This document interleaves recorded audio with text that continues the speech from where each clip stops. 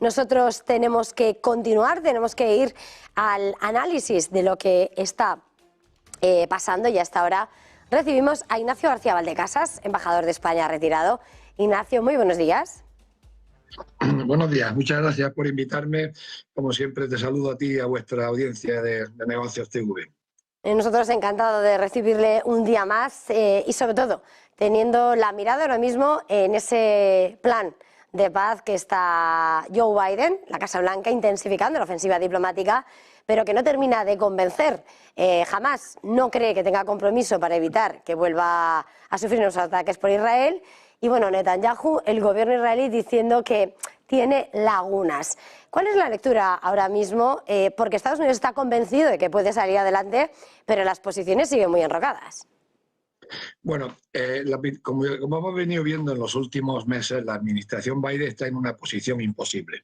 Por un lado, por arriba tiene al gobierno israelí y al lobby israelí en Washington, que son muy poderosos, pero por debajo tiene a una gran parte del electorado demócrata que es pro-palestino y que quiere acabar con la masacre y que quiere acabar con esta carnicería. No deja de ser extraordinario que la embajadora representante de Estados Unidos en el Consejo de Seguridad diga que los miembros del Consejo no deben dejar pasar esta oportunidad y deben hablar con una sola voz. Debemos de recordar que si el Consejo no ha hablado por una sola voz durante los 2 últimos años, ha sido precisamente por el veto de Estados Unidos a todas las resoluciones que se han presentado en el Consejo de Seguridad para solicitar el alto el fuego. En este escenario lo que está diciendo Hamás es que no tiene garantías y por otra parte Netanyahu dice hay lagunas, pero claro, evidentemente el que está también entre la espada y la pared es un Netanyahu que ve como el gobierno hace aguas si dice sí. Claro, si de Estados Unidos, si la administración Biden definitivamente quiere ir hacia el alto el fuego permanente, aunque sea un armisticio a la coreana, un alto el fuego permanente, se va a enfrentar con el gobierno de Netanyahu. Y en esa situación lo más probable es que los dos pequeños partidos de la derecha religiosa radical, hagan saltar el gobierno. Pero es posible que la presión de Estados Unidos sea tal fuerte que se pueda bien solucionar la crisis interna israelí. Yo francamente no sé por dónde va a salir, porque si Estados Unidos presiona de verdad, Netanyahu no va a aceptar un alto fuego permanente porque va a saltar su gobierno por los aires. Por eso, precisamente por eso, porque jamás conoce eso, jamás no se fía. No se fía de que firmen un acuerdo para soltar los rehenes con un alto el fuego y que luego el alto el fuego no sea permanente. Entonces jamás lo sabe, jamás se niega. Pero es que el gobierno de Netanyahu también está negándose a aceptar el plan de Joe Biden. Y Biden está insistiendo porque se encuentra en una situación desesperada electoralmente. Pero en el escenario está esa ofensiva diplomática, Biden peleando para conseguir sacarlo adelante, ha hablado con Qatar, que sin lugar a dudas es uno de los mediadores por excelencia desde que se desatase el conflicto, para que haga lo posible para que jamás acepte ese comunicado conjunto de otros países como Egipto, Emiratos Árabes Unidos, Qatar, Arabia Saudí apoyando el plan de paz, pero claro, hay que convencer a Hamás también. Y las garantías hasta que... Sí. Es que lo más probable es que si eso ocurre así, sea un engaño a Hamás, porque se va a soltar los rehenes, se va a hacer un alto el fuego que luego no va a ser permanente, porque luego va a seguir la ofensiva israelí. Si Estados Unidos quisiera obligar al gobierno israelí a hacer algo, no tendría nada más que cerrar el grifo del suministro de armas y municiones. Si no lo ha hecho es porque no va en su política y porque dentro de los equilibrios de política interna de Estados Unidos, el lobby israelí, pues enfrentarse con el lobby israelí tiene consecuencias muy serias. Entonces jamás no se fía y posiblemente tenga algo de razón, porque si Estados Unidos hubiera querido forzar a Israel ya lo hubiera hecho y lo puede hacer en cualquier momento. ¿Cuál puede ser entonces el precio político que pague Biden? Porque parece que ahora mismo está echando toda la carne en el asador. Después de llevar meses diciéndole a Netanyahu no lances la ofensiva en Rafah, han cortado solamente un envío de armas para evitar una gran ofensiva en Rafah, pero ahora toda la carne en el asador, disparando diplomáticamente a todos los lados, pero las partes implicadas siguen enrocadas y no parece que ninguna vaya a moverse. ¿Qué puede suponerle a Biden? Lo vamos a ver con más claridad en el momento en que podamos leer el texto de la resolución que Estados Unidos presenta al Consejo de Seguridad. Ahí ya nos dará una pista si es una propuesta seria que está dispuesto Estados Unidos, por un lado, a imponerla a Israel y, por otro lado, una vez que la imponga verdaderamente esa solución de un alto el fuego permanente, movilizarse para obligar a Hamás a aceptarla. Lo vamos a ver cómo Estados Unidos maniobra en el Consejo de Seguridad y qué texto presenta en el Consejo de Seguridad. Ahí ya empezaremos a ver algo más claro la jugada diplomática de Estados Unidos, porque es cierto que están haciendo una jugada, pero puede ser también simplemente una pantomima, un pequeño teatrillo, como ya ha hecho en muchas ocasiones, de hacer una postura verbal firme frente a Israel, pero cuando en realidad en la práctica le siguen prestando todo tipo de ayuda tecnológica, científica, militar, de armamentística, etcétera, etcétera. Puede que estemos una vez más ante una iniciativa puramente cosmética de enfrentarse aparentemente al gobierno de Israel, cuando en realidad no es así. A la idea de conocer en detalle ese texto, esa propuesta de resolución, luego llegamos a lo que suele ser la batalla de fuerzas dentro de ese Consejo de Seguridad, porque de hecho lo hemos visto en distintas ocasiones con el propio veto de Estados Unidos. Quien lo lleva es Estados Unidos y sus oponentes siguen estando donde están. Ahora mismo, en ese intento por frenar toda esa ofensiva en Gaza, porque parece que en eso sí que hay un acuerdo, el hecho de que lo presente Estados Unidos puede ser... puede ganar el favor o puede encontrarse con una gran oposición para sacarlo precisamente en ese Consejo. Si Estados Unidos presenta esta iniciativa ahora es sobre todo por cálculo electoral, seamos sinceros, porque para presentar iniciativas ha tenido muchos meses, hasta años, y podía haberlo hecho antes, y si no lo ha hecho porque no ha querido, porque no tenía ningún coste político electoral. Yo estoy convencido de que si se trata de una iniciativa sincera y lo que quiere es alcanzar un alto fuego permanente, no va a tener ninguna inconveniente ni ninguna oposición dentro del Consejo de Seguridad. Al contrario, los miembros del Consejo de Seguridad durante los últimos meses han estado proponiendo resoluciones para llegar a un alto el fuego y ha sido precisamente Estados Unidos quien las ha ido vetando una tras otra. Precisamente lo que está siendo esa campaña diplomática de Estados Unidos, el otro gran foco de atención, sin lugar a dudas, está en Ucrania, en la guerra frente a Rusia. Hemos visto como en las últimas horas, por parte de la Casa Blanca, contactos con los países bálticos para avanzar de cara a la cumbre de julio en la OTAN en Washington.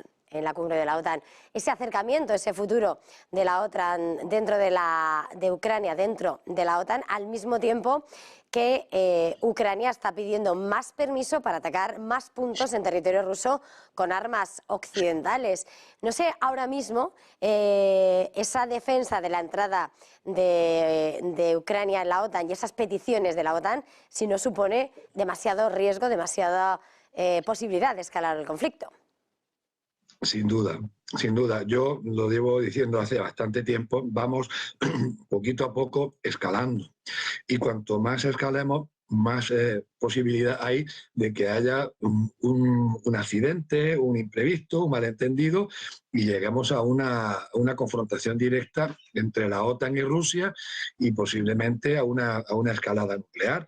Vamos demasiado alegremente subiendo los peldaños de la escalada y los gobiernos no están avisando a sus opiniones públicas y a sus parlamentos de los riesgos que estamos adquiriendo. En el caso español, por ejemplo, pues hemos firmado un acuerdo de seguridad, le puede llamar memorándum de entendimiento, puede llamarle como sea, pero se trata de un acuerdo para suministrar armas por un valor de 1.000 millones, en todas casos, sin pasar por el Parlamento, con la complicidad o la ayuda de la oposición, y la única oposición es la del socio minoritario del propio gobierno. Pues son verdaderamente circunstancias extraordinarias donde la oposición apoya al gobierno y donde es el socio minoritario del gobierno el que hace la oposición.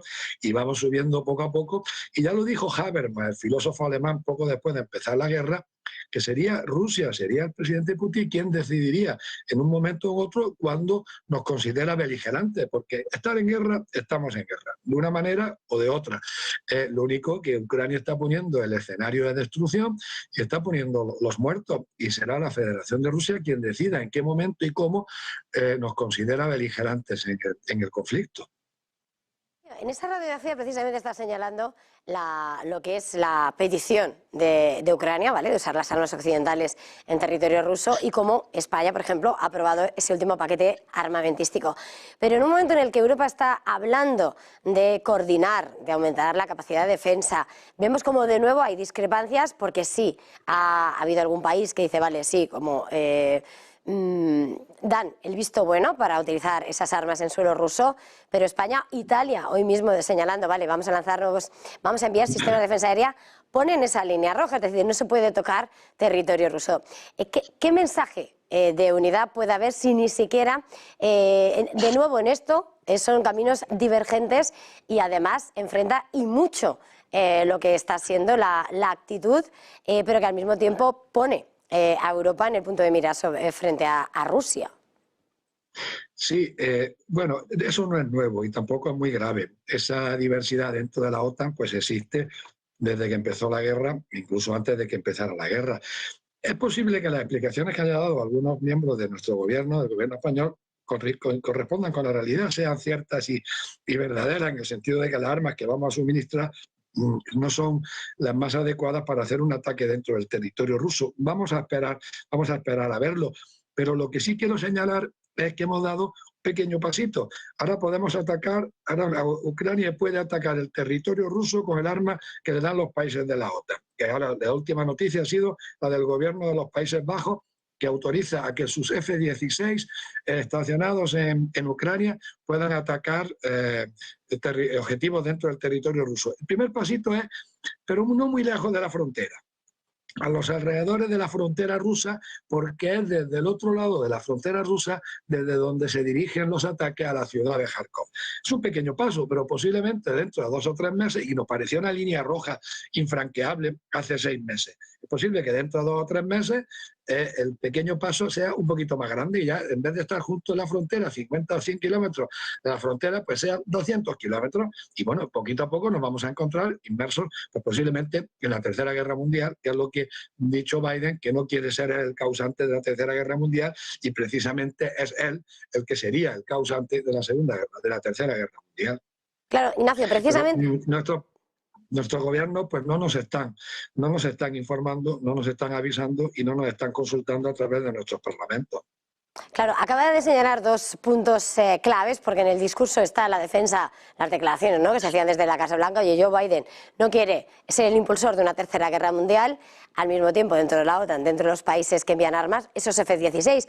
Pero es que Sergei Lavrov, el jefe de la diplomacia rusa, decía hace unos días en una entrevista precisamente cómo el uso de esos F-16 dice ser una señal nuclear, precisamente por eso, porque pueden estar enmarcados, pueden llevar ese tipo de armamento y como tal es un arma que sí es diferente en la lectura por parte de Rusia. No solamente la actuación, sino la utilización de ese armamento puede elevar aún más lo que puede ser la respuesta por parte de Rusia, es decir, en un momento en el que dice, vale, yo puedo disparar los puntos, desde los emplazamientos desde los que parte el ataque hacia Kharkov, hacia Ucrania, pues a lo mejor Rusia puede decir, vale, pues yo puedo también atacar las bases desde donde parten esos F-16 o buscando, ¿no?, extender la respuesta.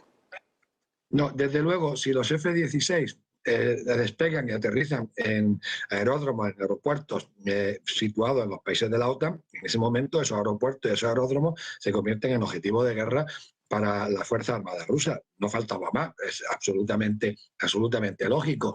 Pero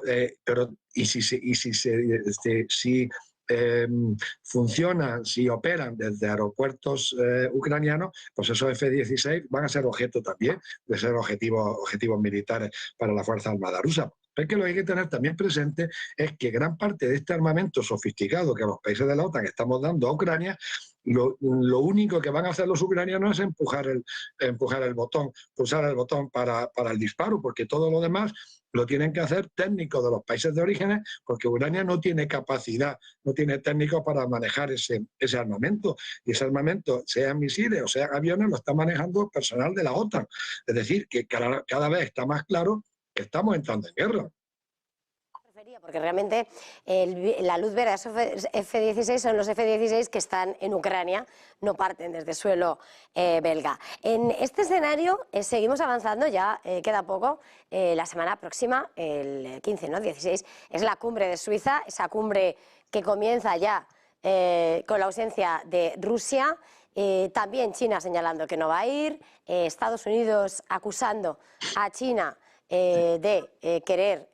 Ucrania acusando a China de querer cargarse, ¿no?, la cumbre en ese apoyo a Rusia, y Estados Unidos que finalmente va a enviar a la vicepresidenta Harris. No sé qué podemos esperar de esa conferencia, porque cumbre de paz no parece.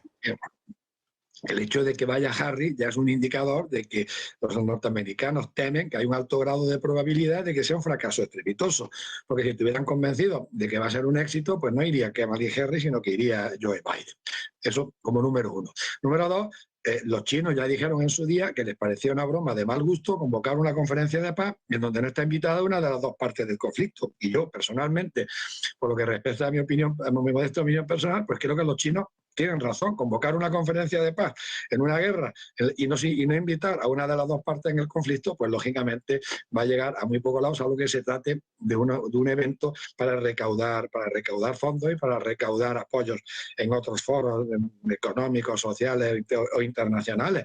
China mantiene su posición, yo no sé si estará o no presionando a otros estados para que no vayan, pero me parecería absolutamente normal, porque China, hemos visto en el viaje, en la visita oficial de Putin a Pekín, China no va a dejar caer a Rusia y le va a apoyar todo lo que hace falta. Y si en un momento determinado la fábrica china se tiene que poner a fabricar miles y miles y millones de drones, se van a poner a fabricar miles y millones de drones y se los van a dar a Rusia, con armamento o sin armamento. Entonces es lo lógico. Lo que ocurre es que estamos en unos tiempos tan extraordinarios que se convocan conferencias de paz sin invitar a una de las dos partes en el conflicto. Ignacio, ya que ya está China puesta en la conversación de esta mañana, quería preguntarle, porque precisamente estamos hablando siempre de los puntos calientes en Oriente Medio, en Ucrania, pero sin lugar a dudas en Asia la tensión se está incrementando. Lo hemos visto en las últimas horas, Corea del Sur levantando, ¿no?, ese tratado de no violencia que tenían establecido con Corea del Norte. Esta mañana esas noticias en las que precisamente advierte sobre lo que puede ser la respuesta a cualquier actuación por parte de Pyongyang. La noticia que esta mañana precisamente lo que decíamos es cómo Corea del Sur ha restablecido la actividad militar a lo largo de la frontera norcoreana, al tiempo que China también está advirtiendo contra la autodestrucción para aquel que busque la independencia de Taiwán. ¿Cuál es la lectura ahora mismo de esa intensificación de la tensión en Asia? Pues algunos pueden estar pensando, lamentablemente, y que pueden ganar pescando a río revuelto, y que si la tensión va a subir y el conflicto va a escalar en Ucrania, pues puede ser el momento para cambiar el status quo en el Extremo Oriente. No parece que lo esté haciendo China, afortunadamente, y no creo que Estados Unidos vaya a cometer la locura de abrir un segundo frente en el Extremo Oriente, en el Pacífico, sin que haya ocurrido ningún elemento que haga necesario cambiar la situación actual. Sí, francamente, corren tiempos convulsos donde posiblemente las mentes de los gobernantes se estén viendo afectados por algunos campos magnéticos. Parece como si estuviera ocurriendo algo de ese tipo, porque son las noticias se suceden una detrás de otra, y cuando uno está analizando una, pues enseguida llega algo todavía más trascendente. Pues Ignacio, como siempre, una vez más, por haber estado con nosotros aquí en Negocios Televisión, feliz jornada, feliz negocio. Muchas gracias por invitarme y muchas gracias, me tenéis como siempre a vuestra disposición. Gracias. Nosotros hacemos una pequeña pausa y enseguida.